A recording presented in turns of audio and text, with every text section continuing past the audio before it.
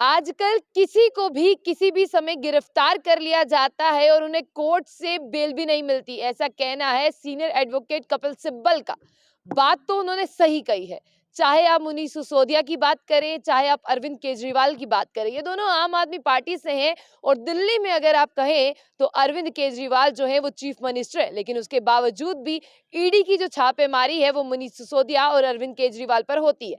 और इसी के साथ जब आप जम्मू की तरफ आते हैं तो अभी कुछ दिनों से चर्चाओं में है चौधरी लाल सिंह, जो डोगरा स्वाभिमान संगठन के आप भी जानते हैं कि कद्दावर नेता हैं। और आपको बता दें कि संगठन ही पूरा उन्होंने खड़ा किया है, ये उन्हीं का संगठन है। लेकिन अब बात यहाँ पर आती है, कपिल सिब्बल ने जो कहा उस बात को गौर फिक्र करने वाली बात है कि आजकल किसी को भी किसी भी समय गिरफ्तार कर लिया जाता है। और बिल्कुल आप देखें कि और उन्हें बेल भी नहीं मिलती। चौधरी लाल सिंह को नहीं मिली, मनीष सिसोदिया जी की बात करते हैं, उन्हें भी काफी लंबे जो है झटके लग रहे हैं। और साथ ही साथ बात करते हैं, कपिल सिब्बल का ये कहना था कि ऐसा क्यों हो रहा है, क्योंकि हमारे जो कोर्ट में लगे हुए एडवोकेट्स हैं, यानी जो हमारे वकील हैं, उन्हें खरीद लिया गया है।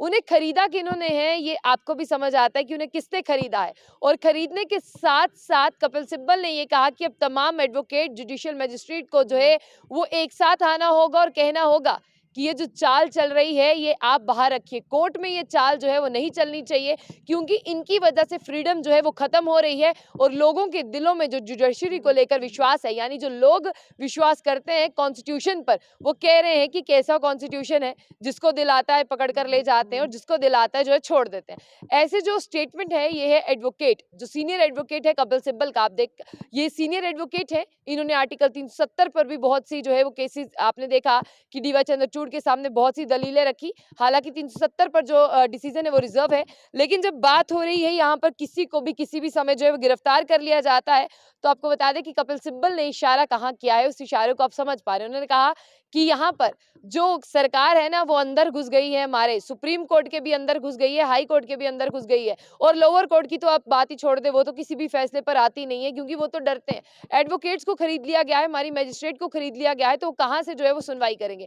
आगे उन्होंने ये कहा कि जब कोई भी केस जो है वो कोर्ट में जाता है तो एडवोकेट्स को पहले से ही भनक पड़ जाती है और उन्हें पहले से कह दिया जाता है आप ऐसा करेंगे, आप ऐसा करेंगे। और जब उनसे सवाल पूछा जाता है तो वो कहते हैं हम डरते हैं। ये डर किसका है?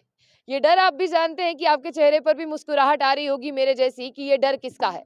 और आपको जब मैं आगे बता दूं कि कपिल सिब्बल ने ये कहा है कि डिसीजन जो है लिए जाते हैं ये पूरी तरह से गलत है। और उन्होंने ये तक कह दिया कि यहाँ पर पीएमएलए, यानी यहाँ पर prevention of money laundering act जो है वो बहुत चल रहा है। आपने भी देखा Chaudhary Lal Singh money laundering act में, आपने देखा यहाँ पर अरविंद केजरीवाल जो है मनी लॉन्ड्रिंग एक्ट में। और उसके साथ साथ यहाँ पर आपको बता दें आम आदमी पार्टी पर तो मनी लॉन्ड्रिंग को लेकर जो है वो चलता ही रहता है। उन्होंने कहा कि मनी लॉन्ड्रिंग केस को लेकर जो है यहाँ पर जिस तरह से मनी लॉन्ड्रिंग की बात करते हैं उसे कांग्रेस गवर्नमेंट जो है वो लेकर आई थी। और कांग्रेस गवर्नमेंट इसीलिए लेकर आई थी ताकि यानी प्रिवेंशन ऑफ मनी एक्ट के केसेस को रोका जा सके और अनलॉफुल एक्टिविटीज को रोका जा सके, इसलिए कांग्रेस जो है इस को लेकर आई थी prevention of money laundering act को। लेकिन अब इसे एक पार्टी ने, वो कौन सी पार्टी है, वो मोदी सरकार की पार्टी है, उस पार्टी ने जो है इसे गलत तरीके से इस्तेमाल करना शुरू कर दिया है, क्योंकि मोदी जी की सरकार जो है वो केंद्र में है। और अगर ऑपोजिशन की बात करें, चाहे वो कांग्रेस है, चाहे चौधरी लाल सिंह की पार्टी है, चाहे आम आदमी पार्टी है, चाहे पीडीपी है, चाहे डोगरा स्वाभिमान संगठन है, चाहे यहाँ पर अगर बात करते हैं नेशनल कॉन्फ्रेंस है, उनके खिलाफ prevention of money laundering act यानी यहाँ पर मनी लॉन्ड्रिंग के केसेस बाहर आ रहे हैं। उन्होंने कहा ये मनी लॉन्ड्रिंग एक्ट सिर्फ और सिर्फ बहाना है ऑपोजिशन को दबाने का, ऑपोजिशन को डराने का।